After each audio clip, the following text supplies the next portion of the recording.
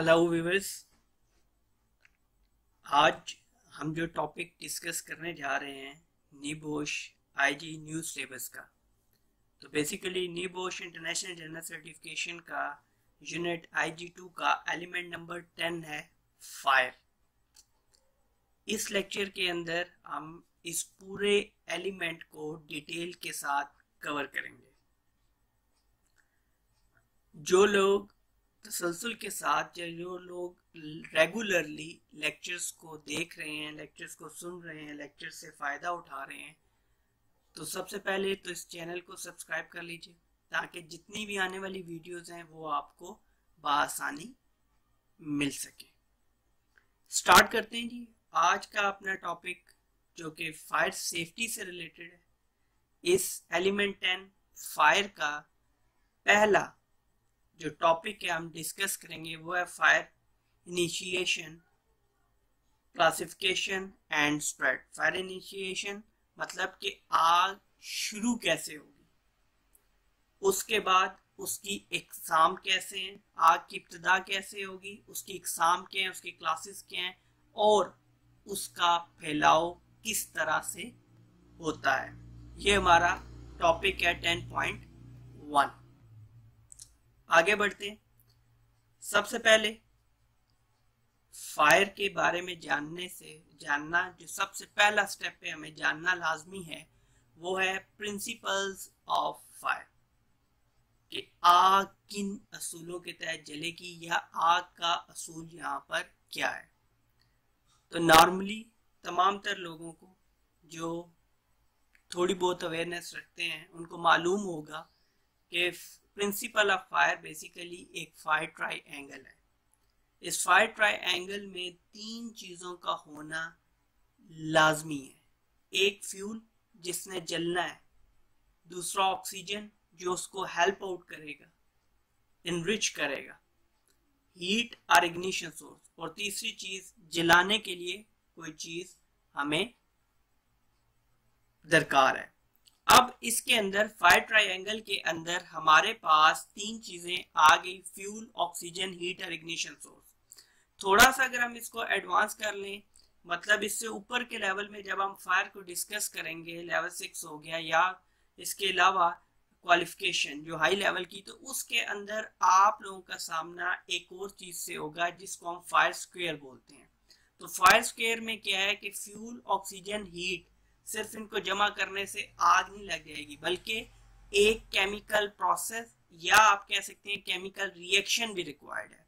तो नॉर्मली इसको fire triangle के नाम से जाना जाता है। जब फायर स्क्वायर की बात होगी तो उसमें हीट, फ्यूल, ऑक्सीजन, हीट और चौथी चीज आपका जो है वो उसका रिएक्शन आएगा। ठीक है जी। अब फ्यूल क्या है? A combustible material or substance that consumed during the combustion process। इस जलने के अमल में जो चीज जलेगी, जो सब्सटेंस इस्तेमाल होगा जलने के लिए, इसको हम फ्यूल बोलते हैं। वो फिर चाहे लिक्विड फॉर्म में हो, सॉलिड फॉर्म में हो या गैसियस फॉर्म में हो। Oxygen from the air which is 20% oxygen, हवा के अंदर नॉर्मली 21% ऑक्सीजन एयर में मौजूद होती है। और oxygen rich substances oxidising agents, या इसके अलावा अगर एयर के अलावा ऑक्सीडाइजिंग एजेंट्स होते हैं जो ऑक्सीजन को बढ़ावा देते हैं, ऑक्सीजन को ज्यादा करते हैं, तो ऐसे एजेंट्स की मदद से भी हमें ऑक्सीजन मिल जाएगी। हीट और इग्निशन सोर्स, अब इनको स्टार्ट करने के लिए जो एनर्जी रिक्वायर्ड है इस प्रोसेस को, इस केमिकल प्रोसेस को स्टार्ट करने के लिए, उसको हम हीट बोलेंगे। अब प्रिंसिपल्स ऑफ फायर में आगे चलते हैं कि अब फायर टेक्निकली है क्या। Fire is a rapid chemical process in which oxygen combines with another substance fuel in the presence of a source of heat. मतलब ये एक तेज रफ्तार केमिकल प्रोसेस है जिसमें ऑक्सीजन कंबाइन करती है फ्यूल के साथ, और प्रेजेंस किसकी मौजूदगी में? हीट की मौजूदगी में। तो इस रिएक्शन को, ये जो चौथी चीज मैंने आपको फायर स्क्वायर में बताई वो रिएक्शन है, और इस रिएक्शन को हम कंबस्टन बोलते हैं, कि जलने का अमल जो है। ठीक है। During this reaction heat, flames and smokes are produced. इस रिएक्शन में हमें हीट मिलेगी, हमें फ्लेम्स, शोले मिलेंगे, और तीसरी चीज हमें स्मोक मिलेगी। और बेसिकली फायर जो है इसके अलावा लाइट भी प्रोड्यूस करती है। क्लासिफिकेशन ऑफ फायर की जब बात की जाए तो इस हवाले से एक अलग से बड़ी डिटेल में क्लासिफिकेशन ऑफ फायर के ऊपर और suppression of fire types of fire extinguishers के ऊपर अलग अलग से लेक्चर रिकॉर्ड करवा दिया है और इस आपके चैनल के ऊपर मौजूद भी है, तो उसको भी आप डिटेल में देख सकते हैं। तो बात को मैं कंटिन्यू करता हूँ। यहाँ पर जब क्लासिफिकेशन ऑफ फायर की बात की जाती है तो बेसिकली 5 क्लासेस ऑफ फायर को हम कंसीडर करते हैं। क्लास ए फायर किसके लिए? वुड, पेपर, प्लास्टिक, मतलब सॉलिड्स को जब आग लगेगी तो उसको हम क्लास ए फायर कंसीडर करेंगे। क्लास बी फायर क्या है? जब हमारे पास लिक्विड्स इन्वॉल्व होंगे, पेट्रोल, पेंट्स, ऑयल्स। और क्लास सी फायर जब गैसेस इन्वॉल्व होंगी, ब्यूटेन, प्रोपेन एक्सेट्रा। उसके बाद क्लास डी फायर में आपके मेटल्स हैं, जिस तरह सोडियम, मैग्नीशियम, एल्युमिनियम, इनको जब आग लगेगी तो क्लास डी। याद रखिएगा क्लास ई किसी भी स्टैंडर्ड के अंदर इलेक्ट्रिकल फायर नहीं है। इलेक्ट्रिकल फायर को इलेक्ट्रिकल फायर ही बोला जाता है। अगर किसी जगह पे उसको किसी कैटेगरी में, किसी क्लास में डाला जाता है तो वो भी इन सम केसेस है यूएस स्टैंडर्ड्स के अंदर उसको क्लास के फायर, इलेक्ट्रिकल फायर के लिए डिनोट किया जाता है उसके लिए। लेकिन याद रखिएगा कि इलेक्ट्रिकल फायर के लिए क्लास ई इस्तेमाल नहीं होता, बल्कि क्लास ई इसके अंदर कंसीडर ही सिरे से नहीं किया जाता। क्लास एफ फायर, ये जो आपकी कमर्शियल डीप फैट फायर, जो ऑयल फ्रायर्स वगैरह होते हैं, इनको जब आग लगती है तो क्लास एफ। और उसके अलावा हमारे पास इलेक्ट्रिकल फायर्स होती हैं जो इलेक्ट्रिकल शॉक और इस तरह इलेक्ट्रिकल करंट वगैरह से जो आपकी आग लगेगी उसको हम इलेक्ट्रिकल फायर, और ये ज्यादातर इलेक्ट्रिकल इक्विपमेंट में लगती है या इलेक्ट्रिकल इक्विपमेंट की तरफ से आग लगेगी तो उसको हम इलेक्ट्रिकल फायर्स बोलेंगे। आगे चलते हैं जी। आगे हमारे पास है प्रिंसिपल्स। अब हमने क्या देखा?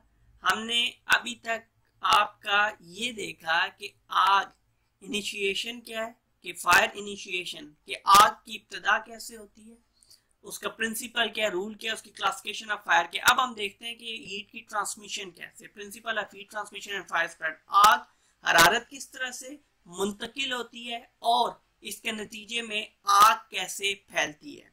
आग फैलने के बेसिकली 4 आपके तरीके हैं, जिनमें पहला डायरेक्ट बर्निंग, दूसरा कन्वेक्शन इनसाइड आउटसाइड, तीसरा कंडक्शन और चौथा रेडिएशन।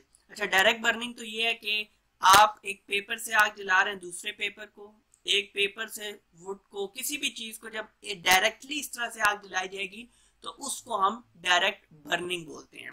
बाकी जो 3 टाइप्स हैं वो आपको इधर इन इमेजेस से ज्यादा बेहतर तरीके समझ आएगी, जिसमें क्या है आप देख सकते हैं कि कन्वेक्शन के अंदर क्या हो रहा है कि आपकी थ्रू एयर जो है हीट ट्रांसफर हो रही है, और रेडिएशन में क्या है, शुआओं के जरिए।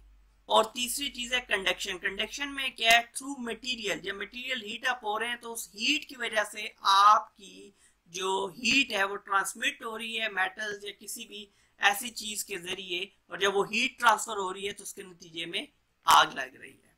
अब जी ग्रुप एक्सरसाइज है, बेसिकली हम टॉपिक डिस्कस करेंगे। इसके अंदर टॉपिक क्या है, suggest common causes of fire in the work place. मतलब एक काम करने की जगह पे आग के लगने की अमूमी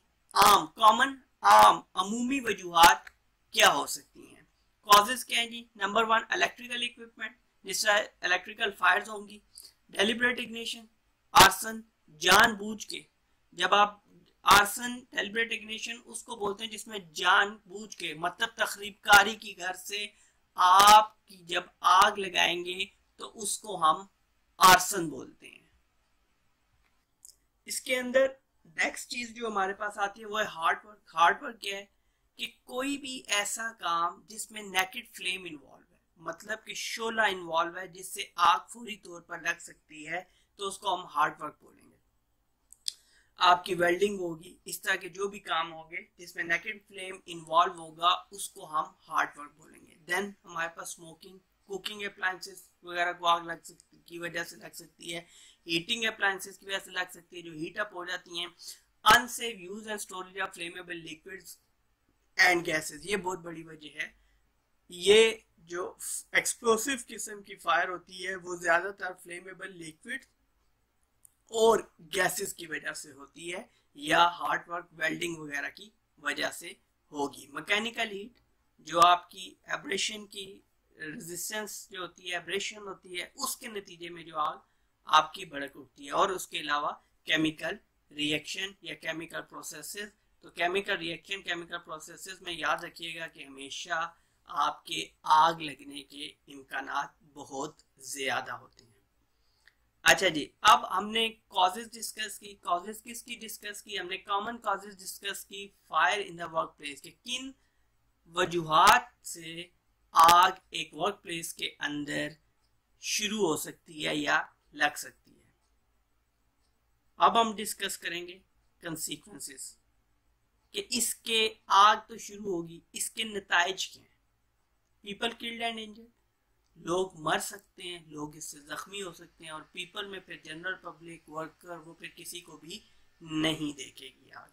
damage to buildings and contents including smoke damage, environmental damage, water run of, पानी शानी में सारा गदला हो जाएगा, इस तरह की चीजें तो माहौलियाती आलूदगी का भी सबब बनती हैं। अब जी आपने क्या करना है, आपने एज यूजुअल इस एक्सरसाइज को परफॉर्म करना है अपने तौर पर, और इसको परफॉर्म करके इन क्वेश्चंस के आंसर्स को लिख के मेरे साथ ईमेल पे शेयर कर दीजिए, ठीक है, या व्हाट्सएप पे शेयर कर दीजिए ताकि उसके ऊपर मैं आपको कमेंट्स दे सकूं। अच्छा, इस हवाले से एक बात मैं बताता चलूं कि एलिमेंट नंबर 10 के ऊपर हम मौजूद हैं और इसके बाद हमारा एक ही एलिमेंट है, एलिमेंट नंबर 11। उसको ख़त्म करने के बाद बहुत ही जल्द आपके पास लेक्चर्स मौजूद होंगे। बहुत इंपॉर्टेंट लेक्चर्स आ रहे हैं इस एलिमेंट 10 और एलिमेंट 11 के बाद। बहुत इंपॉर्टेंट लेक्चर्स जिसमें अगर आप देखें तो नीबोश के हवाले से 3 इंपॉर्टेंट लेक्चर्स रिकॉर्ड होंगे, जिसमें पहला होगा कि आपने एग्जाम, पहला तो सबसे पहले ये होगा कि फेल क्यों होते हैं। ज्यादातर लोग नीबोश एग्जाम के अंदर फेल क्यों होते हैं, उसके रीजंस क्या हैं, उनको सॉर्ट आउट कैसे करना है। दूसरी चीज कि हम पेपर 1 को कैसे सॉल्व करेंगे, मतलब IG1 जो पेपर 1 है, अब एक ही रह गया इसके अंदर, उसको हमने सॉल्व कैसे करना है।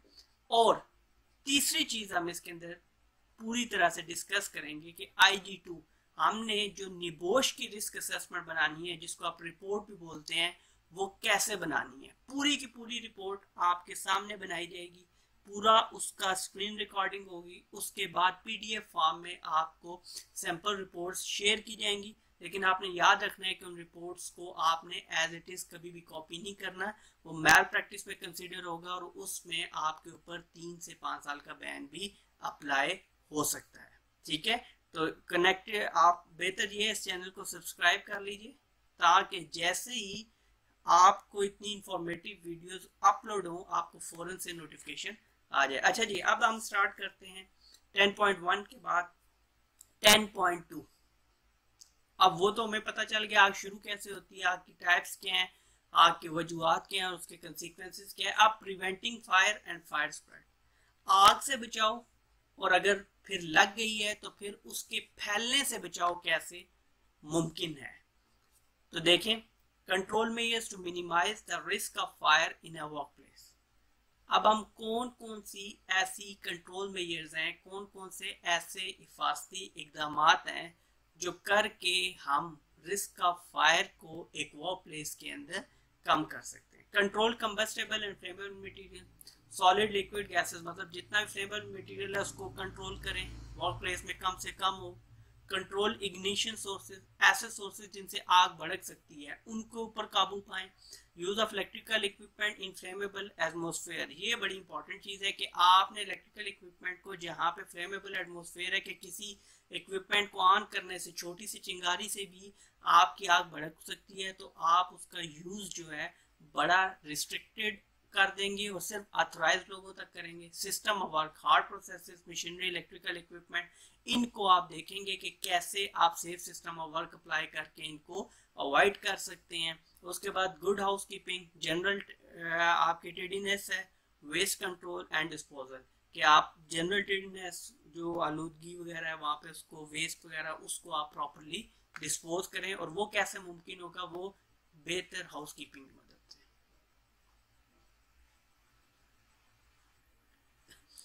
अब ये control of combustible and flammable materials कैसे पॉसिबल है, ये चीज हमने पहली चीज वहां पर डिस्कस की। सबसे पहले एलिमिनेट यूज ऑल टुगेदर, कि हम जहां पर हमें ये पॉसिबिलिटी है कि हम एक से ज्यादा चीजें इस्तेमाल करेंगे तो आग भड़क सकती है, तो हम उनका इस्तेमाल जो है वो रोक देंगे, वो खत्म कर देंगे, कि हम उनको यकजा एक करके इस्तेमाल ना करें। सब्स्टिट्यूट फॉर लोअर रिस्क, और हम क्या करेंगे कि सब्स्टिट्यूट मुतबादल देखेंगे जिनसे इतने हाई लेवल के रिस्क मौजूद ना हो। Minimise quantity, stock control, housekeeping, waste management. उसके बाद बेहतर तरीका ये है कि हम जो क्वांटिटीज फ्लेमेबल सब्सटेंसेस की हैं वो अपने पास बड़ी लिमिटेड रखें, कि जो सिर्फ हमारे इस्तेमाल की हो, और उनकी वेस्ट वगैरह ये सब चीज़ें हम प्रॉपरली करें। Safe use and storage in protected dedicated buildings, कि हम इन कंबस्टेबल एंड फ्लेमेबल मटेरियल्स को महफूज जगह पर महफूज तरीके से इस्तेमाल करें, महफूज तरीके से स्टोर करें, और इनके लिए ये जो स्टोरेज है इनकी जो इनसे रिलेटेड मखसूस जगह हैं, बिल्डिंग्स हैं या एरियाज हैं, तो उसी के अंदर करें। नेक्स्ट ये हमारे पास आता है इसके अंदर, अच्छा, ये control of combustible and flammable materials का टॉपिक जिन जिन लोगों ने ओशा और IADC रेकपास का लेक्चर मेरा इसमें स्टडी की है, उनको तो बहुत बेहतर तरीके से अवेयरनेस होगी, क्योंकि उन दोनों कोर्सेज के अंदर पूरा टॉपिक था और उसमें हमने बहुत ज़्यादा डिटेल में इसको डिस्कस किया। इधर भी हम इसको बाकायदा तौर पर डिस्कस करेंगे ताकि किसी भी तरह की खामी बाकी ना रह सके। अच्छा जी, should be stored outside. Outside से मुराद ये है कि जनरल वर्क प्लेस से बाहर इन्हें स्टोर किया जाए। Storage area should be fenced with secure lockable gate, जिस तरह आपको इस इमेज में दिखाई दे रहा है कि केज, बाकायदा आपकी जो केज है आपकी ग्रिल वगैरह लगा के आपको क्लोज करेंगे, फेंस करेंगे। वार्निंग साइंस डिस्प्ले, ये तो लाजमी बात है। इग्निशन सोर्सेज एलिमिनेटेड, ऐसे सोर्सेज जिनसे ऐसे वसाइल जिनसे आग शुरू हो सकती है उनको मुकम्मल तौर पर हम वहां से रिमूव कर देंगे। बॉटल्स चेंज अपराइट, अच्छा जी, अब ये जो बॉटल्स हैं इनको बांधा जाएगा, चेन अप किया जाएगा अपराइट ऊपर की तरफ। बॉटल से मुराद यहाँ पे आपके जिनको आप नॉर्मली सिलेंडर्स बोलते हैं, ठीक हो गया। तो वो अपराइट मतलब ये कि उनका मुंह ऊपर की जानिब होगा, वो सीधे करके आपने वहां पर रखने हैं। सेपरेट फ्रॉम अदर बिल्डिंग्स, आप इसको बिल्डिंग से सेपरेट रखेंगे। Empty and full bottle separated, ये बड़ा लाजमी काम है कि आपने खाली सिलेंडर और भरे हुए सिलेंडर अलग अलग रखने हैं, कि कहीं ऐसा ना हो कि मिक्स होने की वजह से आप एम्प्टी सिलेंडर समझ के ट्रीट कर रहे हो और वो फुल बॉटल हो या फुल सिलेंडर हो, जिसके नतीजे में वहाँ पर कोई भी एक्सीडेंट हो सकता है। इवन उसकी एक्सीडेंटल रिलीज ही बहुत बड़े हादसे का सबब बन सकती है। Oxygen bottles not be stored with LPG, understood है जी। ले आपने ऑक्सीजन की जो बॉटल्स हैं, क्योंकि oxygen is a part of fire triangle, तो आपने उसके सिलेंडर्स को LPG के सिलेंडर, LPG बोलते हैं लिक्विफाइड पेट्रोलियम गैस। अब ये LNG या LPG लिक्विफाइड पेट्रोलियम गैस बनती कैसे है, तो टेक्निकली देख लीजिए कि जब हम नेचुरल गैस को -162 सेंटीग्रेड तक ठंडा कर देते हैं, तो जो वो नेचुरल गैस जिस फॉर्म में चली जाती है उसको हम LPG लिक्विफाइड पेट्रोलियम गैस बोलते हैं। Return to store immediately after use, कि जब हमने इस्तेमाल कर दिया तो हम स्टोर में वापस ले आएंगे, ये वर्क प्लेस के ऊपर खुलेआम नहीं छोड़ देंगे जी। कंट्रोल ऑफ इग्निशन सोर्सेज, ये हम देखते हैं कैसे हो सकता है। हम कंट्रोल ऑफ इग्निशन सोर्सेज में क्या क्या चीजें हैं जिनको हमने कंट्रोल करना है। इलेक्ट्रिकल इक्विपमेंट को देखना है कि उसकी वजह से कोई स्पार्क वगैरह तो नहीं है। हार्ड वर्क जिसमें नेकेड फ्रेम इन्वॉल्व है उसको कंट्रोल करना है। स्मोकिंग ना हो, स्मोकिंग तो किसी सूरत भी अलाउड ही नहीं है, इवन फायर की वजह से नहीं, वैसे भी वर्क प्लेस पे स्मोकिंग नॉट अलाउड होती है। Cooking and heating appliances, mechanical heat और डेलिब्रेट इग्निशन। डेलिब्रेट इग्निशन कि जानबूझ के भी आग लगाई गई हो किसी पर्पस के लिए तो उसको भी अवॉइड किया जाएगा ऐसी कंडीशन में। अब जी use of electrical equipment in flammable atmosphere, ये बड़ा इंपॉर्टेंट चीज़ है कि हमने इलेक्ट्रिकल इक्विपमेंट को फ्लेमेबल एटमॉस्फेयर में कैसे इस्तेमाल करना है। इधर हम इसको इसी हवाले से डिस्कस करेंगे। अगला और आखिरी जो एलिमेंट है नीबोश का, नए सिलेबस के तहत इलेक्ट्रिसिटी वो इलेक्ट्रिकल सेफ्टी का ही है, तो उसमें हम बड़ी डेप्थ में चीज़ों को डिस्कस करेंगे। अच्छा जी, flammable gas, vapour, dust mix with air can be explosive. Understood है कि गैस होगी, वेपर होगा, डस्ट होगा, तो इतने में इलेक्ट्रिकल इक्विपमेंट से कुछ स्पार्क भी इनफ होगा एक्सप्लोजन के लिए। Electrical equipment can ignite the mixture, जो बात मैंने बतलाई। National legislation controls use of electrical equipment, इसके लिए कानून मौजूद होता है जो कि यूरोपियन यूनियन में एथिक्स डायरेक्टिव्स के नाम से मौजूद है, जबकि यूके में इसको transposed as a dangerous substances and explosive atmosphere regulations 2002 के तहत इसके ऊपर काबू पाने की कोशिश की जाती है। अच्छा जी, अब आपने अक्सर ये चीज़ देखी होगी या सुनी होगी कि डिफरेंट जगहों को जोन 0, जोन 1, जोन 2 के नाम से वहाँ पर डिनोट कर दिया जाता है, या वहाँ पर लिखा हुआ आप देखते हैं कि जी ये जोन 0 है, जोन 1 है, जोन 2 है, इवन जोन 20, 21, 22 भी आप देखते हैं। तो ये हैं क्या? Zone 0, a place in which an explosive atmosphere is present continuously or for long periods or frequently।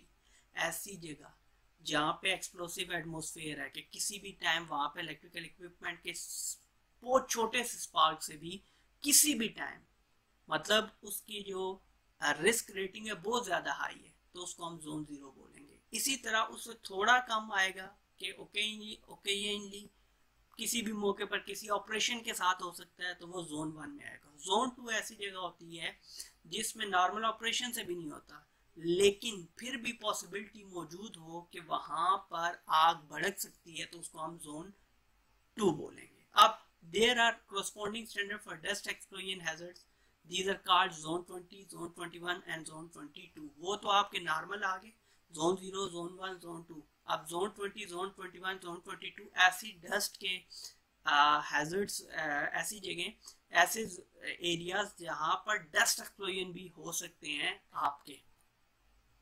अच्छा जी, use of electrical equipment for inflammable atmosphere. अब इलेक्ट्रिकल इक्विपमेंट की कैटेगरी 1 जोन 0 टू जोन 20 के लिए यूज होगी, category 2 zone 1 और zone 21 के लिए यूज होगी, और कैटेगरी 3 जोन 2 और जोन 22 के लिए यूज होगी। अच्छा जी, अब हम डिस्कस करने लगे हैं systems of work. Basically these are SSOW, safe system of work, जिसकी एक एग्जांपल PTW है, परमिट टू वर्क। और permit to work, safe system of work पहली बुक के अंदर हमने बड़ी डिटेल में डिस्कस किया हुआ है, और उसके ऊपर बाकायदा permit to work, safe system of work के ऊपर लेक्चर्स इसी चैनल पर मौजूद हैं, जो आप सर्च करके देख सकते हैं। अच्छा जी, सिस्टम्स ऑफ वर्क में permit to work for control of hard work. अब PTW किस पर्पस के लिए? हार्ड वर्क के लिए। और हार्ड वर्क क्या है? मैं पहले जिस तरह बता चुका हूँ, कोई भी ऐसी एक्टिविटी, ऐसा टास्क जिसमें नेकेड फ्लेम यूज होगा, उसको हम हार्ड वर्क बोलेंगे। Remove flammable material from the area, सबसे बेहतर हल है कि फ्लेमेबल जो मटेरियल आग पकड़ सकते हैं उनको हम अपने एरिया से दूर कर दें। Cover items date can't be removed, ऐसे आइटम्स जिनको हम वहां से रिमूव नहीं कर सकते, जिनको हम वहां से हटा नहीं सकते, तो हम क्या करेंगे?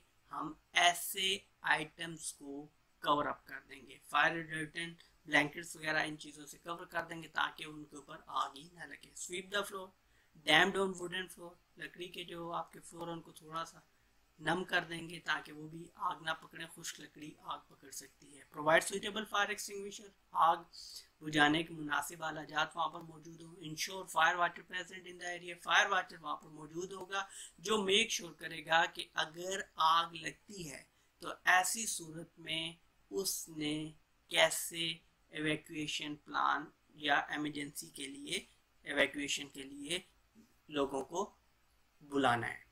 Check area after work has finish, काम खत्म होने के बाद एरिया को चेक कर लें, ताकि माइट भी पॉसिबिलिटी है काम खत्म करने के बावजूद भी वहाँ पे कंडीशन या एटमॉस्फेयर ऐसा हो जो आग लगने का सबब बन सकता है। जी लास्ट गुड हाउस कीपिंग आ गया हमारे पास, कि हम बेहतर हाउस कीपिंग करें, वेस्ट फ्री, टाइडी, कि उधर साफ सुथरा हो, वेल ऑर्डर्ड चीजें तरतीब से हो, पेडिस्ट्रियन रूट्स क्लियर और पैदल चलने वालों के रूट्स बिल्कुल क्लियर हो। अब जी स्टोरेज ऑफ फ्लेमेबल लिक्विड्स, कि हम कैसे स्टोर करेंगे किस चीज को, फ्लेमेबल लिक्विड्स। फ्लेमेबल लिक्विड्स कौन से लिक्विड्स होंगे? जिन लिक्विड्स को आग लग सकती है। अब इसमें पहली चीज जो हमें समझनी है वो है फ्लैश पॉइंट। अब फ्लैश पॉइंट होता क्या?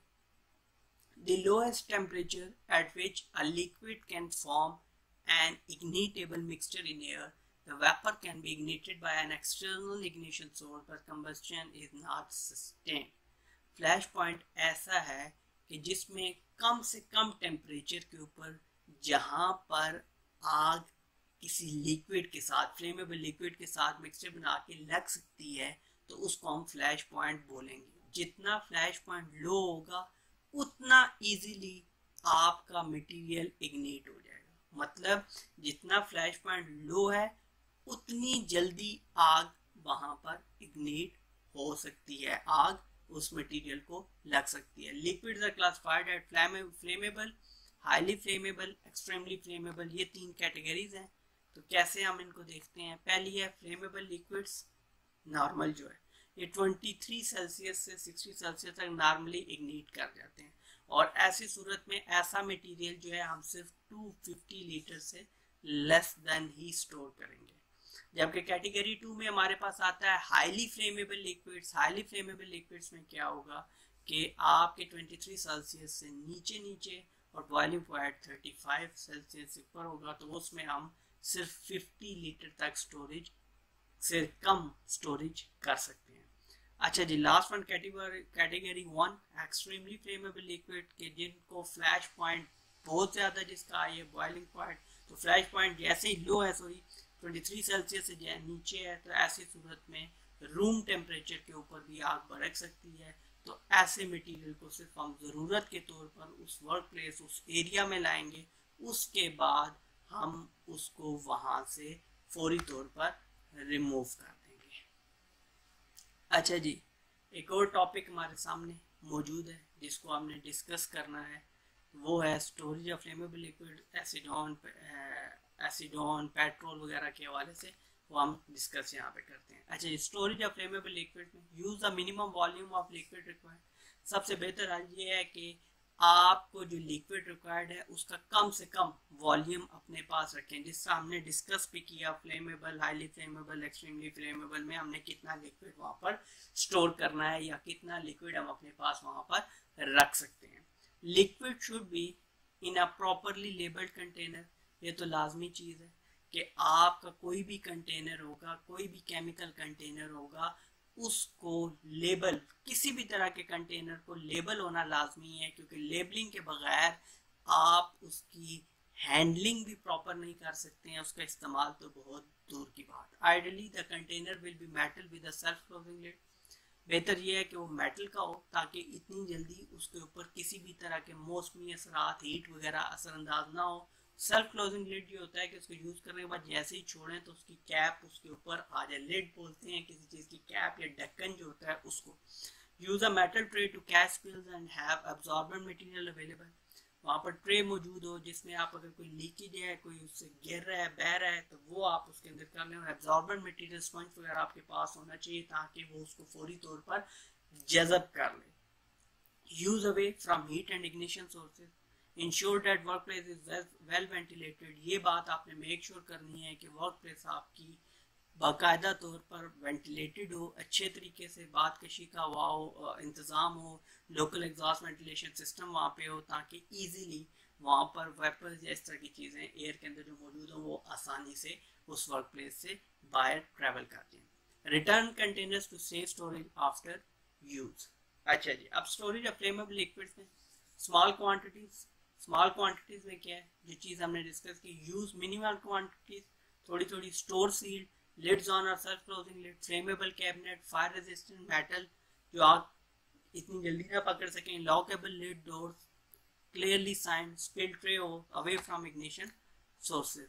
अच्छा जी, अब वो था स्मॉल क्वांटिटीज। अब अगर लार्जर क्वांटिटीज मौजूद हैं और किसी वजह से वर्क प्लेस पे हमें इन्हीं लार्जर क्वांटिटीज को लेके चलना है, तो ऐसी सूरत में हमारे पास कंट्रोल मेजर्स या हम इसको कैसे काबू पाएंगे।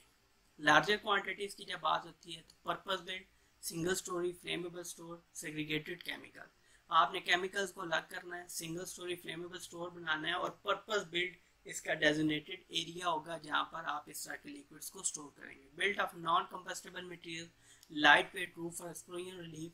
अच्छा, अब ये इस जगह पे इनका रखेंगे, वो रूफ आपके फ्रेजाइल होने चाहिए, बिल्कुल नरम, आपके लाइट वेट होने चाहिए, क्योंकि अगर ऐसा कोई ब्लास्ट होता है, कोई एक्सप्लोजन होता है तो रिलीफ हो, क्योंकि जितना सख्त उसका रूफ होगा, जितना हैवी वेट होगा, तो ब्लास्ट भी उतना ज़्यादा खतरनाक हो सकता है। Build outdoors away from other buildings or having firewall protection. The store suitably fenced in a secure area. All electrical systems intrinsically safe. ये इलेक्ट्रिकल सिस्टम इंट्रिंसिकली का सेफ का मतलब ये है कि वो जब बनाए गए या जिस तरह से मौजूद है वो बुनियादी तौर पर ही महफूज होने चाहिए, मतलब कि हमें उनसे किसी भी तरह का उनके साथ रिस्क या हैजर्ड नहीं होना चाहिए। All other ignition sources eliminated, आपने क्या करना है कि जितने भी इग्निशन सोर्सेज हैं वो वहां से रिमूव कर देंगे। Store being well ventilated at high and low level, all access doors lockable with sill to contain spillages, आप क्या करेंगे, जितने भी डोर्स होंगे लॉकेबल होंगे, किसके साथ, सिल के साथ, ताकि उसको स्पिलेज वगैरह किसी भी तरह की ना हो। Adequate fire fighting equipment, suitable fire safety science, regular checks for security, safe storage of substances, clear safe access for fire service, adequate means of escape। adequate means of escape का मतलब ये है कि वहाँ से एमरजेंसी की सूरत में खरूज के, निकलने के, भागने के जो रास्ते हैं वो मुनासिब होने चाहिए, माकूल होने चाहिए। आगे जी, आगे हमारे पास कंट्रोल में है जो है ये है कंपार्टमेंटेशन। कंपार्टमेंटेशन बेसिकली क्या है कि एरिया होता है बिल्डिंग के अंदर भी हो सकता है, बाहर भी, जो फायर और स्मोक से दूर होता है, लेकिन ये आपकी पॉसिबिलिटी उसी सूरत में मुमकिन है जब आपकी पर्पस बिल्डिंग होगी, जब आप किसी मकसद के तहत कोई भी बिल्डिंग बनाएंगे जिसके अंदर आप तमाम, तो उस सूरत में ही आपने स्टार्ट में ही बिल्डिंग के दौरान ही कंपार्टमेंटेशन करनी है। Creating enclose sealed boxes using fire resistant material, आप उसके अलावा आप ये है कि फायर रेजिस्टेंट मटेरियल की मदद से आप बाद में अगर बनाना चाहते हैं तो सील्ड बॉक्सेस बना सकते हैं। Fire is content in one part of the building, only fully effective if openings in the compartment walls are sealed, कि इस कंपार्टमेंट के अंदर इसको मुकम्मल तौर पर जब तक ये बंद नहीं होगा तब तक ये किसी इस्तेमाल करेंगे। Local building regulations play a major part in applying high standard of compartmentation to workplace. उसके बाद जी, हम जो कंपार्टमेंटेशन में फायर डोर यूज करेंगे तो उसकी करैक्टरिस्टिक्स क्या होनी चाहिए, उसकी खुसूसियात क्या होनी चाहिए कि वो किस तरह का होगा तो वो हमारा पर्पस फुलफिल करेगा। Able to withstand fire for a set time, example 30 minutes के उतनी देर तक खड़ा रहे, आग के खिलाफ मजामत करे। Fitted with self closing devices, ताकि अगर गलती से थोड़ा खुला रह गया तो खुद ब खुद ही टाई अप हो जाए। फिटेड विद इंटरमिटेंट स्ट्रिप, ये इंटरमिटेंट स्ट्रिप का पर्पस ये होता है कि जैसे इन तक हीट पहुंचती है तो ये एक्सपेंड होते हैं, एक्सपेंड होने की वजह से ये फिक्स हो जाते हैं और डोर को आसानी से न खुलने देते हैं न गिरने देते हैं। Fitted with a cold smoke seal, have vision panels of fire resistance glass typical, ठीक है, आपने विजन पैनल ये रखना है कि इसके अंदर जो है ग्लास रखेंगे आप, लेकिन वो ग्लास फायर रेजिस्टेंट होना चाहिए जिसको इतनी आसानी से आग ना लगे। क्लियरली लेबल्ड, आप उसको लेबल कर देंगे कि ये फायर डोर है ताकि उसके इस्तेमाल को जो है स्पेसिफिक रखा जाए इसी पर्पस के लिए। अब जी प्रॉपर जो आपकी properties of common building material के एक बिल्डिंग में इस्तेमाल होने वाला मवाद उसकी क्या खसूसियत होती हैं। अब ये प्रॉपर्टीज जो हम डिस्कस कर रहे हैं, ये प्रॉपर्टीज हम डिस्कस कर रहे हैं विद रेफरेंस टू फायर, कि फायर को सामने रखते हुए हम देख रहे हैं कि हम कैसे कि इसकी क्या प्रॉपर्टीज होंगी जो मटेरियल आपका बिल्डिंग के अंदर इस्तेमाल होता है। Concrete usually perform well in a fire, concrete इतनी आसानी से जो है आग नहीं पकड़ेगा। Steel severely affected by high temperature, बहुत ज़्यादा टेम्परेचर होगा तो ये आपका आग फैलाने का सबब बन। Brick usually very resistant, timber thin timber will burn quite quickly, thick timber will survive for longer. Timber जो है लकड़ी बारीक होगी तो वो जल्दी जल जाएगी, बनिस्बत उसके जो लकड़ी थोड़ी मोटी है वो थोड़ी देर उसकी रेजिस्टेंस कर सकती है। Surface treatment can improve fire performance in encasing steel in concrete, ठीक है जी। इंटुमिसेंट पेंट, उसका मकसद क्या होता है कि वो भी रेजिस्टेंस देता है। इंसुलेशन कर लें आप, रैप अप कर लें उनको। वॉल कवरिंग्स, लेकिन वॉल कवरिंग्स में आपने ध्यान करना है कि ऐसी ना हो कि जो फ्लेमेबल हो, तो वो फायदे की बजाय उल्टा नुकसान हो जाए। Insulation must be fire retardant, आग से बचाव करें।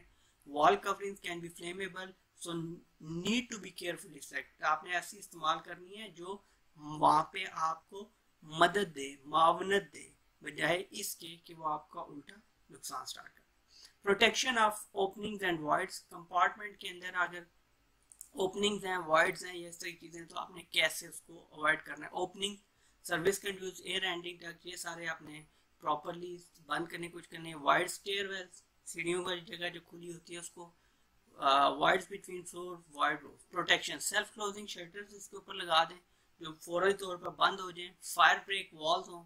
Procedure to seal any new opening, example with fire retardant foam, ऐसी जगह जहाँ पर अभी कंस्ट्रक्शन हो रही है या अभी मिड में है तो ऐसी ओपनिंग्स को क्लोज करने के लिए फायर रिटर्डेंट फॉर्म या ऐसी चीज़ इस्तेमाल की जाएगी जिससे उस जानिब आग न जाए या वहाँ से आग न बढ़े। अच्छा जी, 10.1 10.2 हमने कवर कर लिए। अब हम स्टार्ट करने लगे हैं 10.3, fire alarm systems and fire fighting, ठीक है जी। अच्छा, इस हवाले से मैंने एक लेक्चर रिकॉर्ड करवाया हुआ है, फायर सेपरेशन सिस्टम, आप लोग लाजमी उसको देख लें, वो आपको बहुत ज़्यादा हेल्पफुल होगा इंडस्ट्री के अंदर और किसी भी वर्क प्लेस के ऊपर काम करने के दौरान। Fire detection and fire and alarm system, कि आग का हमें मालूम हो गया, उसके बाद अलार्म सिस्टम कैसे काम करेगा जो अवेयरनेस देगा कि किसी भी जगह पे आग स्टार्ट हो गई है। Simplest form, someone shouts fire, सबसे आसान तरीका ये है कि कोई भी ऊंचा ऊंचा चिल्लाना शुरू कर दे आग आग, ताकि लोग उसकी जानिब मुतवज्जे हों। Simple with more noise, hand bell, whistle और air horn. Manually operated fire alarm, manual call point. Interlinked smoke alarm, links normally unoccupied rooms to interlink smoke alarms, ठीक है। वो जैसे स्मोक को आएगा तो उसमें अलार्म स्टार्ट हो जाए। Automatic fire detection and alarm, ये दो तरह के होते हैं, एक स्मोक डिटेक्टर, एक आपके हीट डिटेक्टर, वो हम यहाँ पे डिटेल से डिस्कस करते हैं। स्मोक डिटेक्टर और हीट डिटेक्टर में बेसिक फर्क यही है कि स्मोक, कुछ ऐसी आग होती है जिनका धुआं होता है लेकिन हीट इतनी ज्यादा नहीं होती। कुछ आग आपकी ऐसी होती हैं जिनकी हीट तो होती है लेकिन धुआं नहीं होता, तो वो उसके लिए हीट डिटेक्टर हम इस्तेमाल करेंगे।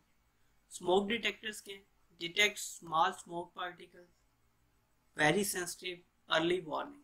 To main types, ionising and optical, मतलब रेडिएशन से भी हो सकता है, ऑप्टिकल लेंस की मदद से भी वो डिटेक्ट कर सकते हैं स्मोक को। Can give rise to false alarm, हो सकता है कि माइट भी पॉसिबिलिटी है किसी और चीज़ का धुआं और जिसके नतीजे में वो प्रॉपरली न सेंस कर सके और अलार्म स्टार्ट हो जाए। हीट डिटेक्टर की जब हम बात करते हैं तो detect excess heat generated by fire, less sensitive, later warning, ठीक है जी, ये सेंसिटिव कम होता है। Two main types, rate of rise and fix temperature. Rate of rise ये होता है जैसे जैसे ज़्यादा होगा ये करेगा, और फिक्स टेम्परेचर में ये होता है कि आप एक टेम्परेचर सेट कर देते हैं, जैसे ही उससे ज़्यादा टेम्परेचर जाता है तो हीट डिटेक्टर ये समझता है कि यहाँ पर आग है। may not detect fires that are giving off smoke but not much heat। आगे हमारे पास आ गई पोर्टेबल फायर फाइटिंग इक्विपमेंट, जिसके ऊपर मैं पहले भी बता चुका हूँ, हमने फायर एक्सटिंग्विशर के ऊपर बड़ी डिटेल में मैंने एक लेक्चर रिकॉर्ड कराया हुआ है। पोर्टेबल फायर फाइटिंग इक्विपमेंट में फायर एक्सटिंग्विशर्स आते हैं, आग बुझाने वाले आलात, फायर ब्लैंकेट्स आते हैं, होज रील्स आती हैं जिनको बिल्डिंग्स के अंदर फायर टीम जो है वो यूज करती हैं, स्प्रिंकलर सिस्टम होते हैं जो आपका ऑटोमेटिकली सेंस करने के बाद छिड़काव शुरू कर देते हैं, जिनकी मदद से आग बुझ सकती है। अब एक्सटिंग्विशिंग मीडिया, आग बुझाने के लिए फायर एक्सटिंग्विशर के अंदर 5 तरह का मीडिया यूज किया जाता है। एक वाटर होता है, ठीक है, उसके बाद फोम होगा, AFFF फोम, कार्बन डाइऑक्साइड का सिलेंडर होगा, पाउडर का सिलेंडर होगा, ABC पाउडर बोलते हैं, और वेट केमिकल का। ये 5 मीडिया हैं जो एज अ एक्सटिंग्विश आग बुझाने वाले मीडिया हैं जो हम इस्तेमाल करते हैं इन सिलेंडर्स के अंदर, और इनकी अफादियत डिपेंड करती है नेचर ऑफ फायर। जैसा वाटर के अंदर मौजूद है क्लास A फायर के लिए बेहतर है, जो आपके फोम का क्लास A क्लास B के लिए, कार्बन डाइऑक्साइड का क्लास B के लिए, उसके अलावा आपका इलेक्ट्रिकल फायर वगैरह के लिए। पाउडर जो है ABC पाउडर वो देखें मास व कुकिंग मीडिया के तमाम तर फायर्स के ऊपर काबिल इस्तेमाल है, और वेट केमिकल अकेला इस्तेमाल होता है कुकिंग मीडिया फायर के ऊपर। नेक्स्ट चीज साइटिंग मेंटेनेंस एंड ट्रेनिंग, किस चीज की, बेसिकली इन ये जो आपकी फायर फाइटिंग इक्विपमेंट है ये कहाँ पर मौजूद हो, इनकी मेंटेनेंस कैसे होगी, और मैं इसके अलावा इनकी यूज की ट्रेनिंग जो कि सबसे इम्पोर्टेंट चीज है। सबसे पहले ऑन फायर एग्जिट रूट, जहाँ से भागना है उन रूट्स पे हो, close to exit door, close to specific hazards, fix to the wall और on stand trolley, clearly visible, पता चलना चाहिए कि ये आपके फायर फाइटिंग इक्विपमेंट है। साइंड हो, साइंड इसलिए हो ताकि मालूम पड़ सके कि यही ऑथोराइज्ड जो है फायर एक्सटिंग्विशिंग या फायर फाइटिंग इक्विपमेंट्स हैं। अनऑब्स्ट्रक्टेड एक्सेस, ऐसा ना हो कि उन तक जो आपकी रसाई है, जो पहुंच है, वो बआसानी मुमकिन हो। ऐसा ना हो कि आप किसी भी ऐसी चीज तक, किसी भी इक्विपमेंट तक पहुंचने के लिए आपका जो रास्ता है उसके अंदर रुकावट मौजूद हो। इंस्पेक्शन बहुत ज्यादा लाजमी है, regular and frequent to ensure they are in place in good working order. Maintenance ensure they remain in safe working order, कि सही अपनी हालत में मौजूद हैं।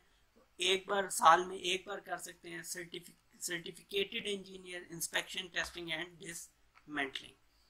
अब आपने इसकी ट्रेनिंग की बात, साइटिंग हमने देख लिया, मेंटेनेंस देख लिया, अब हम इसकी बात करते हैं कि इसकी ट्रेनिंग कैसे। तो ट्रेनिंग में थ्योरी ट्रेनिंग होगी, टाइप्स ऑफ एक्सटिंग्विशर्स हम डिस्कस करेंगे, हैंड्स ऑन एक्सपीरियंस, फिर हम उनको प्रैक्टिकली यूज करेंगे, records kept in line with local regulation, आप उन ट्रेनिंग्स का रिकॉर्ड रखेंगे। रिकॉर्ड आप लाजमन अपने साथ महफूज रखेंगे, उसकी रीजन बहुत सारी हैं, सिर्फ लोकल रेगुलेशंस नहीं है, बल्कि रिकॉर्ड रखने का मकसद ये भी होता है कि आपको इससे पता चलता रहता है कि कितने वर्कर्स ने, किन लोगों ने ट्रेनिंग ली, नेक्स्ट टाइम इन्हें कब ट्रेनिंग देनी है, तो इस तरह के पर्पज में भी हेल्पफुल होती है। Access for fire and rescue service, अब जी ये एक इम्पॉर्टेंट चीज है कि आपकी पहुंच कहां तक, फायर फाइटिंग इक्विपमेंट तक या रेस्क्यू सर्विसेज तक कैसे हो सकती है। The requirements for vehicle access differ depending on the, अब ये डिपेंड करेगा किस तरह से पहुंचती है। प्रेजेंस ऑफ फायरमेन्स, फायरमेन्स वहाँ पे मौजूद हो, साइज ऑफ द बिल्डिंग क्या है उसके मुताबिक सर्विसेज दी जाएंगी। Type of fire appliance to be use for small buildings without a fire main, access for a pump appliance should be provided to 15% of the parameter. For large high-rise building, the entire parameter will need to be accessible, कि उस तक पहुंचा जा सके.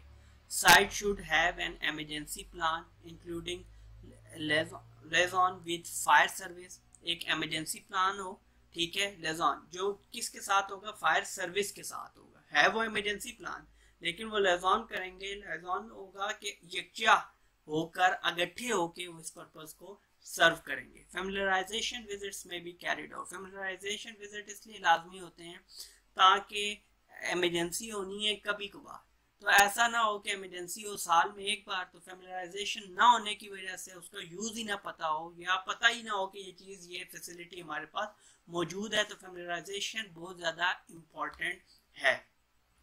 अच्छा जी, एक और exercise आ गई जो आप परफॉर्म करेंगे, राइट करेंगे और उसके बाद मेरे साथ शेयर करेंगे। अब दो क्वेश्चंस हैं। पहला है what are the different ways of detecting fire, कि आप फायर को डिटेक्ट कैसे कर सकते हैं, एंड साउंडिंग द अलार्म, और अलार्म साउंड कैसे करेंगे। Name the different types of fire extinguisher and the class of fire they can be used. बड़ा इजी है जी कि फायर एक्सटिंग्विशर की कितनी टाइप्स हैं और वो किस किस पर्पस को सर्व करेंगी। तो इसके ऊपर आपने एक असाइनमेंट बनानी है और असाइनमेंट बनाने के बाद मुझसे शेयर कर लेंगे। अच्छा जी, अब हमारे पास आ गया 10.4 फायर एवैक्यूएशन, कि आग लगने की सूरत में हमने उससे कैसे बाहर निकलना है, उस इमरजेंसी की सिचुएशन से कैसे बाहर निकलना है जी। ठीक है जी, सबसे पहली चीज इसके अंदर आती है मींस ऑफ एस्केप, कि हमारे पास फायर एवैक्यूएशन में उस जो आग लगने की इमरजेंसी वहां पे क्रिएट हो गई है, तो हमारे पास कौन कौन से ऐसे जराए हैं, ऐसे वसाइल हैं जिनको बुरुकार लाते हुए, जिनको इस्तेमाल करते हुए हम उससे निकल सकते हैं, हम उससे भाग सकते हैं। Number 1, available to every person in the work place. पहली तो बात है जी, हर बंदे को ये सहूलत मौजूद होनी चाहिए, इवन डिसेबल पर्सन ही क्यों ना हो। Does not required use of lift, lift वगैरह इस्तेमाल नहीं करनी है, सिर्फ स्पेशल केसेस वो यूज कर सकते हैं। Must take person to a place of safety, 2 और मोर सेपरेट रूट्स में भी रिक्वायर्ड। ये लाजमी है कि एक से ज्यादा रूट्स होंगे, क्योंकि एक ही रूट होने की वजह से वहां पर ऐसी सिचुएशन में रश हो जाएगा जो कि डेंजरस हो सकता है। Travel distance should be short, जितना भाग के जाना में ये ना हो कि वो पहुंच ही ना पाए। एडिक्वेट विथ, भागने के लिए मुनासिब जगह हो जहाँ से भाग सके इजीली। क्लियरली साइन, वाज़े तौर पर वहां पर आपका सेफ सिस्टम का साइन लगा हो कि यहाँ से आपने भागना है या मीन्स ऑफ एस्केप यहाँ से। अप्रोप्रिएटली लिट, रोशन होना चाहिए। इमरजेंसी लाइटिंग होनी चाहिए। नो ऑब्स्ट्रक्शन, और किसी भी तरह की रुकावट नहीं होनी चाहिए। कहाँ पर नहीं होनी चाहिए, ये आपके मीन्स ऑफ एस्केप के ऊपर नहीं होनी चाहिए। अब जी उस जो एस्केप रूट है उसका ट्रेवल डिस्टेंस डिपेंड्स ऑन। अब ट्रेवल डिस्टेंस का इशू ये होता है कि कई दफ़ा आपका जो डोर है, आपका मीन ऑफ एस्केप है, वो इतना दूर होता है कि वहां तक पहुंचते पहुंचते आग हो सकता है वहां तक भी पहुंच जाए। तो इसलिए ये डिपेंड करेगा, ये डिपेंड करता है number of people occupying a room, एक रूम में या एक वर्क प्लेस पे कितने लोग मौजूद हैं। Travel distance to nearest available, final exit to a place of total safety, storey exit into protected stairways, separate fire compartment containing final exit। तो ये बड़ी आसान सी जगह। Fire risk, number of alternative escape routes available, कि अगर इसके अलावा दूसरा अगर चूज करता है तो वो क्या हो सकता है। स्टेयर्स एंड पैसेजवेज, ये जहाँ से गुजरेंगे, और उसके अलावा सीढ़ियाँ। फायर रेजिस्टेंस प्रोटेक्शन होनी चाहिए वहाँ पे। एडिक्वेट विड्थ, मुनासिब उसकी विड्थ होनी चाहिए, चौड़ाई, ताकि कंसीडर व्हील चेयर यूजर, जो व्हील चेयर यूजर हो वो भी इजीली वहाँ से एस्केप कर सके। अनऑब्स्ट्रक्टेड, कोई रुकावट ना हो। No storage of materials or equipment, किसी भी तरह की स्टोरेज आपने मटेरियल या इक्विपमेंट की नहीं।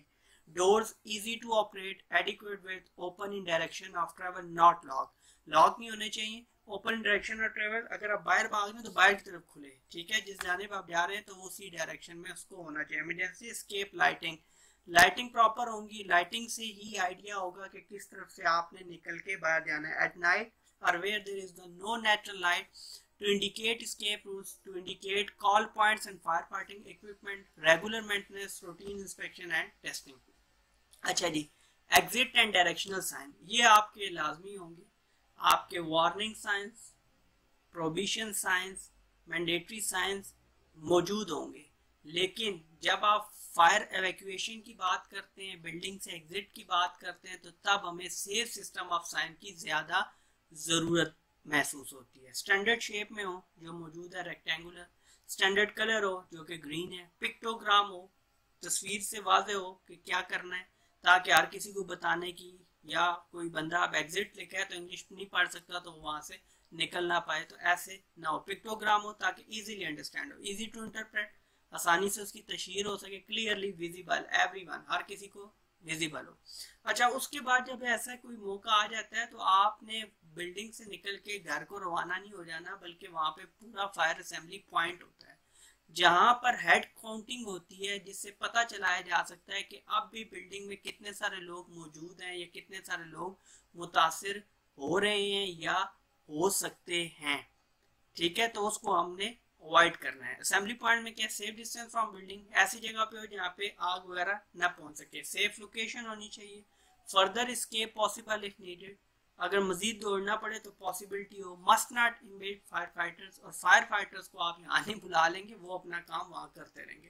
क्लियरली साइंड हो कि ये फायर असेंबली पॉइंट है, ये मॉन्स्टर पॉइंट है, रेफ्यूजीज फॉर डिसेबल वर्कर्स, और वहाँ पर रेफ्यूजीज मदद वगैरह आपने पहुंचानी है। उस ग्रुप एक्सरसाइज की हमें जरूरत नहीं है, हम इमरजेंसी एवैक्यूएशन प्रोसीजर में देखते हैं कि emphasise is on personal safety, sound the alarm. अब इस इमरजेंसी एवैक्यूएशन प्रोसीजर में हम क्या करेंगे, साउंड करेंगे, sound the alarm, get out of the building, building से जल्दी से बाहर निकलेंगे, stay out of the building, building से बाहर ही रहेंगे जब तक कि आग बुझ के सेफ ना हो जाए दोबारा दाखिले के लिए। More compare procedure needed for some workplace, example hospital, तो वहां पे इवैक्यूएशन जो है वो थोड़ी सी चेंज हो गया। Fire marshals typical duties, fire marshals की duties, check all areas are evacuated, ये मेक श्योर करेंगे तमाम लोग बिल्डिंग से बाहर चले गए, असिस्ट डिसेबल इनफॉर्म वर्कर, ऐसे गैर मुस्तहकम या माजूर लोगों को मदद देंगे कि वो भी आसानी से बिल्डिंग से निकल सकें। Ensure fire escape routes are kept clear, ensure windows and doors are closed, conduct roll call at assembly point. Roll call की हेड काउंटिंग क्या होती है कि वहां पे आप जो सुपरवाइजर्स होते हैं या इस तरह की उनके पास लॉग शीट्स होती है, तो उससे आइडिया हो जाता है कि कितने लोग बिल्डिंग से बाहर आ चुके हैं और कितने लोग अभी अंदर मौजूद हैं, या कैजुअलिटीज हुई हैं तो उनका भी रिकॉर्ड आ जाता है। इस तरह बआसानी आप हर किसी को बिल्डिंग से एवैक्यूएट कर सकते हैं। Roll call ensure all persons accounted for, may not be practical, example supermarket. हाँ, वर्क प्लेस पे तो पॉसिबल होता है कई दफा, लेकिन ये जिससे सुपरमार्केट या आपके कोई भी बाजार वगैरह है तो वहां पे पॉसिबिलिटी नहीं होती। Provision for the inform and disable, जहां पर गैर मुस्तहकम लोग हैं, कमजोर लोग हैं जो बिल्डिंग से आसानी नहीं निकल सकते या माजूर लोग मौजूद हैं, तो उस जगह पे आपको क्या क्या चीजें प्रोवाइड करनी पड़ेंगी, या किन चीजों की मौजूदगी होना लाजमी है। Staff with disabilities may need personal evacuation plan, assist with travel downstairs, alert those with hearing impairment, उनको आपने बताना है किसी और तरीके से जब उन्होंने आवाज नहीं सुनी उसकी। may need to consider temporary disabilities, consider also evacuation of young elderly, building plans and emergency escape। ये बहुत ज्यादा इंपॉर्टेंट है कि आपकी बिल्डिंग का प्लान क्या है, उसके बाद फिर फायर प्लान्स क्या हैं आपके पास, कि अगर आग लगती है तो जिस बिल्डिंग में आप मौजूद हैं तो इससे आपका एग्जिट किस तरह से पॉसिबल है। Fire plans should include, fire plans में आप क्या क्या शामिल होगा, who is likely to be in premises, कि कौन प्रेमिसेस में रहेगा और कौन छोड़ेगा। Action to be taken on discovering fire, जैसे ही आग लगेगी तो फौरन से आपने एक्शन लेना है, बगैर किसी आपने कोई उसमें डिले नहीं करना।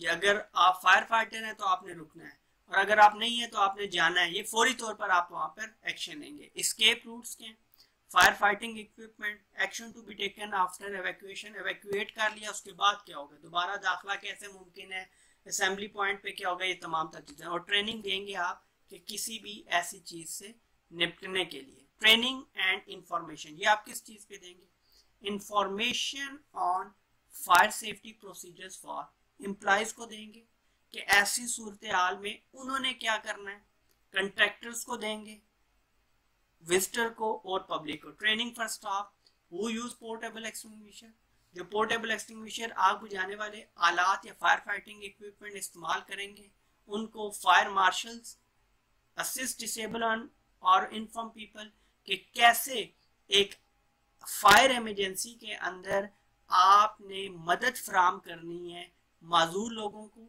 या ऐसे लोगों को जो गैर मुस्तहकम है, जो कमज़ोर हैं, जो अपनी मदद के तहत वहाँ से शायद निकल ना सकें। Member of the fire team, उसके बाद जो फायर टीम है जिसने फायर फाइटिंग करनी है वहाँ पे, जिसने बाकायदा तौर पर वहाँ पे सारे एरिए को अपना क्लियर करना है, फायर से आग बुझानी है, तो उस टीम के मेंबर्स को भी आप ट्रेनिंग देंगे। अब फायर ड्रिल्स में क्या होता है जी कि आपने जो भी पहले से प्रिपरेशन करनी है कि फायर इमरजेंसी अगर क्रिएट होती है तो आप किस तरह से इसको हैंडल करेंगे। अगर आप इसको प्रैक्टिस नहीं करते, अगर आप इसको प्रैक्टिकली परफॉर्म नहीं करते, इसकी एक्सरसाइज नहीं करते, इसके लिए मश्क नहीं करते, तो होगा क्या कि जिस टाइम पे ऐसी सिचुएशन अगर आती है तो आप बिल्कुल ब्लैंक हो जाएंगे। आप किस तरह ब्लैंक हो जाएंगे? आप बिल्कुल अनएबल होंगे कि आप ऐसी सूरत में प्रॉपरली परफॉर्म कर सकें। फायर ड्रिल्स में क्या यूजली वंस और ट्वाइस है, तो लाजिम ये है कि साल में 1 या 2 बार आप फायर ड्रिल लाजमी करें। बेशक पूरा साल आग नहीं लगे, बेशक 10 साल आग ना लगे, लेकिन आपने अपनी सलाहियतों को मान नहीं पड़ने देना। Allow staff to practise procedure, staff को प्रैक्टिस करने के मौके दें, उसको प्रोसीजर्स आप बताएं। Allows for testing of those procedure, आप जो प्रोसीजर आपने अडॉप्ट किए हैं, आपने फायर फाइटिंग करनी है, या फायर फाइटिंग इक्विपमेंट को कैसे देखना है, असेंबली पॉइंट पे क्या होगा, या इवैक्यूएशन के जो मीन्स हैं उनको कैसे हैंडल किया जाएगा, तो इन सारी चीज़ों की टेस्टिंग वगैरह ये सब कुछ शामिल होगा। रिकॉर्ड्स आपने लाजमी रखने हैं ताकि इससे बड़ी आपको आसानी होगी।